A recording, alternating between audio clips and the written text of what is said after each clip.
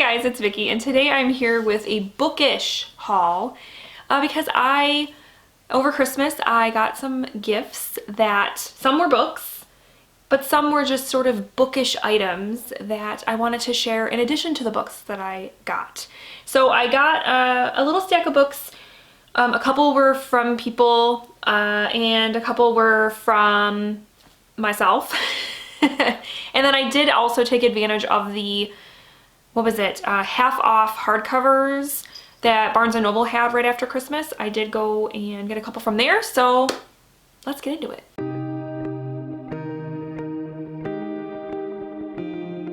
So first I'm going to just go over the bookish items that I received for Christmas. The first one is this awesome mug that Bobby over at Bobby Reads got for me for Christmas. And it has my channel name on it, so it says Vicky's Book Nook. I love it, of course. I've used it pretty much every day. As long as it's clean, I use this mug because it's awesome. So thank you so much, Bobby. I love this. And she also got me a t-shirt that says BookTube Bestie that I wore in a recent video, but I don't have available right now because it is in the dirty laundry. But she also got me that, which is so awesome. So thank you so much, Bobby. And then one of my best friends, Becca, got me a couple of bookish gifts as well, which is so sweet. First, she got me these bookmark, it's kind of like, it's a bookmark. You can use it as a bookmark. I'm going to pull it out of the packaging to show you. You can use it as a regular bookmark, but also you can use it to kind of hold open the book for you. Like, so for example, I like to read a lot when I'm eating lunch. And it kind of helps to keep your book propped open. So all this time I've just like used my phone to kind of hold the book open, but now I have these. So that's very cool. I'm definitely gonna make good use of these. And I think they also make a really cute bookmark just for a bookmark. And then she also got me this really cool, so it looks like a book, right? But it's not a book. It is an LED light and it does different colors and stuff. And so when you open it, it lights up and it does different colors, and you can open it this way or it even extends all the way to 360. So super cool and just a really fun thing to just have in my library. Look at that. So fun. All right, so now getting into the books that I got for Christmas. The first couple were gifts. The first two were from my husband. So he did very well this year. The first one he got me was The Lighthouse Witches by C.J. Cook.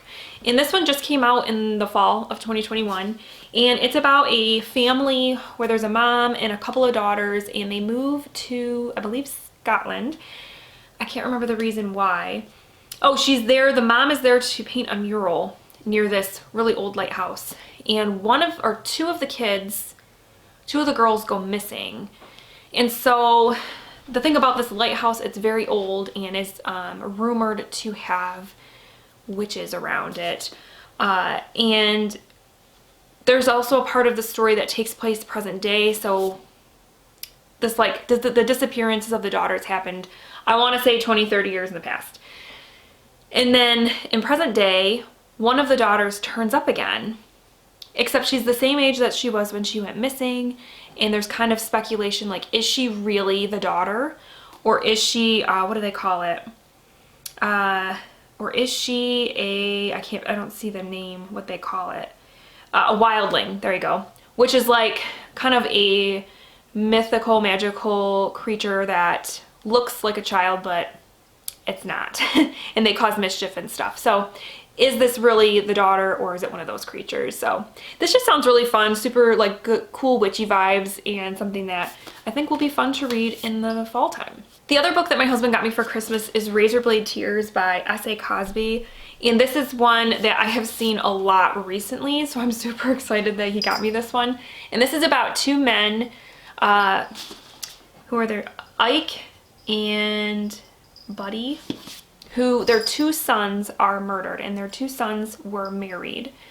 And I don't know if there was like relationship issues between them, between the dads and their sons, but their sons are both murdered, and the two dads kind of team up or get together to exact revenge for their sons. So I've heard this is really intense and everything, so I'm excited to check it out. And then the next two books that I got were from Austin's grandma, or just grandma. She's like my grandma too, you know?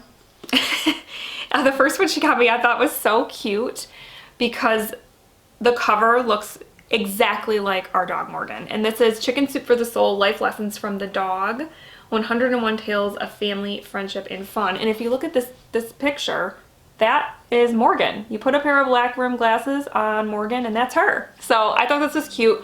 I haven't read a Chicken Soup book in a really long time. I had like the Teenage Soul one back in the day when I was a teen and loved it. I reread it and everything.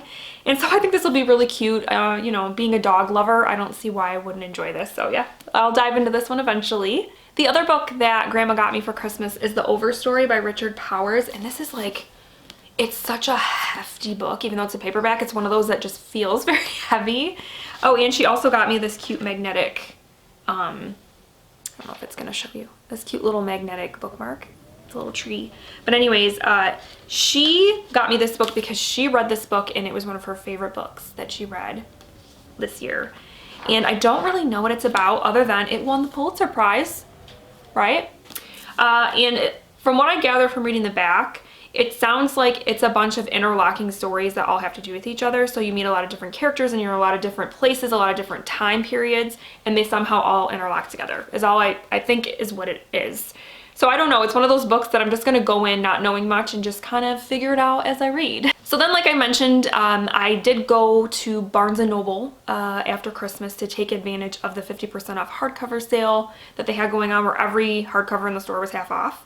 And I went on the third day because I knew like the first day, even the second day would probably be crazy. And I hate crowds, like shopping when it's very crowded. It just, bleh. No way. So I waited until the third day, but I still found some good books. So the first one is actually one that I just recently mentioned in a video because it is now a 5-star prediction for me, and that is The Prophets by Robert Jones Jr. And this one came out about this time last year, I think. So it's fairly new, and it is about two slaves living on a plantation in, I think it just says the Deep South. You know, during that time period. It's about two men who are enslaved on a plantation and they fall in love. And this other slave comes to the plantation to stay and starts to really preach the gospel to everyone else.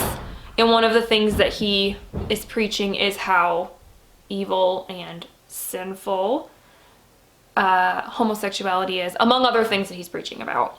And so it kind of makes our two main characters who up until that point just felt the love that they felt for each other and it just felt right and they didn't see how it could be wrong. And this whole preacher and all this stuff kind of just shakes their world up a bit from what I understand. So this seems like it's going to be heavy because you're dealing with slavery. And also, there's definitely going to be, you would think, some homophobia from this other preacher going on and stuff. So, but I've heard that this is beautifully written and that it has great characters and everything. So I'm really looking forward to diving into it. The next one that I got is a nonfiction book that just has piqued my interest, and I was so excited to see it at Barnes & Noble. So I had to pick it up, and it's called Turning Point, How a New Generation of Dancers is Saving Ballet from Itself by Chloe Angyal. I think I might be saying that wrong. But anyways, this is about how in the ballet world, it's no secret that most of the ballerinas we see are white and have a certain look to them. And I think it's no secret too that to be a ballet dancer, it's really tough. There's just a lot of pressures to maintain a certain appearance and look and all of that. And this book is about how we're getting into our more modern times, how that is starting to change. And it's because new dancers coming up are asking for that change, demanding that change. And it just sounds really interesting to me because I love ballet. I love watching ballets. Dance in general is just something I'm very passionate about and I just love. It's just such an amazing art form. But that is definitely something that is a problem, I think, especially specifically within ballet companies in America and other places. And so I'm just really interested to read this and to just kind of see what it's all about. And then the last one I picked up is is this considered a horror novel? I think so. One that I have heard a few people talk about, and it's just like, I feel like I just need to read it. I think it was Lindsay at Lindsay's Little Library gave this 5 stars and was like blown away by this. I'm really intrigued. And it is The Last House on Needless Street by Catriona Ward. And I don't know a whole lot about this other than I know it's about obviously this house in a neighborhood, and I think somebody new moves in and there's weird stuff going on at the house. I know there's a perspective from a cat in here, which sounds super fun to me because I have a cat and I know how they are, and I'm just very intrigued to hear a perspective in a book from a cat. So yeah, I've heard it's weird, it's strange, it's kind of a head scratcher. There's times where you don't really know what's going on, and I'm just like, okay, I will go along for that ride. So yeah, hopefully I will get to this one soon. Okay, the next 2 books are ones that I picked up at my local library. I happened to pop in to pick up some books, and I always look at the ongoing Friends of the Library sale that my library has going on, and I always take a peek. And there were a couple that jumped out at me this time around. And the first one is All the Missing Girls by Megan Miranda. And I picked this one up. There were a couple Megan Miranda books there, but I just grabbed one because I've never read her before. But she's one of those thriller writers I have seen a lot. And people seem to enjoy her, and I kind of want to try her out. And this one deals with a woman who 10 years ago in the past, her best friend went missing. And she left town or whatever, I'm assuming for college or something like that.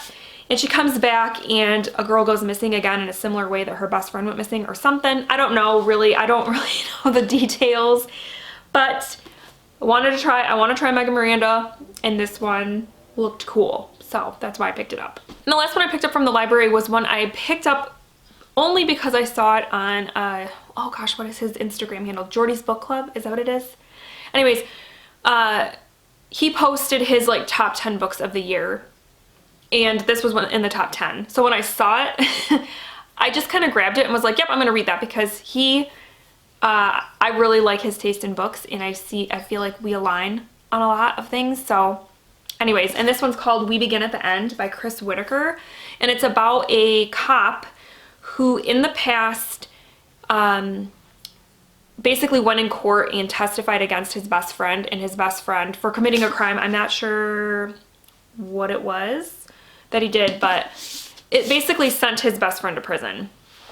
And so he kind of carries that with him. He feels guilt about that. And then there's another storyline about a teenage girl whose mother is having problems, and somehow these two their stories kind of overlap. I don't know. It seems like it'll be an interesting book with really interesting characters, and again, hard-hitting, but you guys know I tend to enjoy the hard-hitting stuff. I know, I don't know why, but I do. So yeah, we'll see how it goes. Okay, then this last one, I am so excited for this one, you guys. It's kind of like, I never thought this day would happen.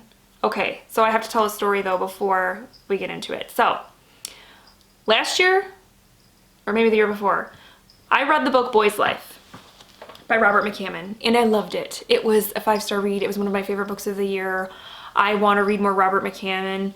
Yes, give me all of Robert McCammon. And the next one that I wanted to read, because so many people recommended this one, was Swans Song, right? And I wanted this specific edition of Swans Song because it kind of goes with my copy of Boy's Life. And for some reason, this particular edition of Swans Song is really hard to find. And I had it on my wish list on Amazon and would just kind of watch it. And there were times where this book cost hundreds of dollars, and it's a paperback. There's nothing special about it, but okay, so before Christmas, probably early December, I saw it pop up for like 30 bucks on Amazon from like a used bookseller. So I was like, cool. I immediately bought it, and it said it shipped, and I was like, oh my gosh, this is too good to be true. This is like, how is this happening? Because like I said, usually when you see this book for sale, it's very expensive. And unfortunately, a couple days later, I got an email that my order was canceled and I had never actually shipped. And I don't remember the reason, but I was just like, well, okay, I had a feeling that that was gonna happen. And then it popped up again, just like a week ago, for $35. And so I put it in my cart, I bought it immediately, and just crossed my fingers, and it's here. It is in my hands. I own this book, and it cost me $35 for a used copy, but it's not bad. It doesn't smell. It has all the pages. I mean, my dreams have come true. Honestly, I don't know anything about this other than it's like a post-apocalyptic kind of story. It's very large, and that's really all I need to know.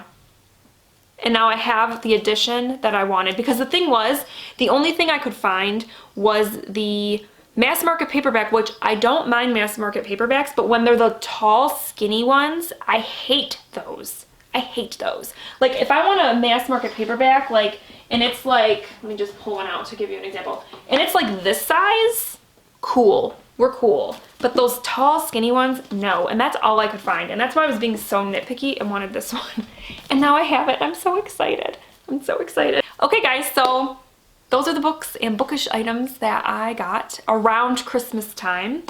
I think it's a pretty good haul. So let me know down below if you got anything for Christmas bookish wise. I would love to hear that. I hope you guys are having a wonderful week, and I will talk with you soon. Thank you so much for watching. Bye.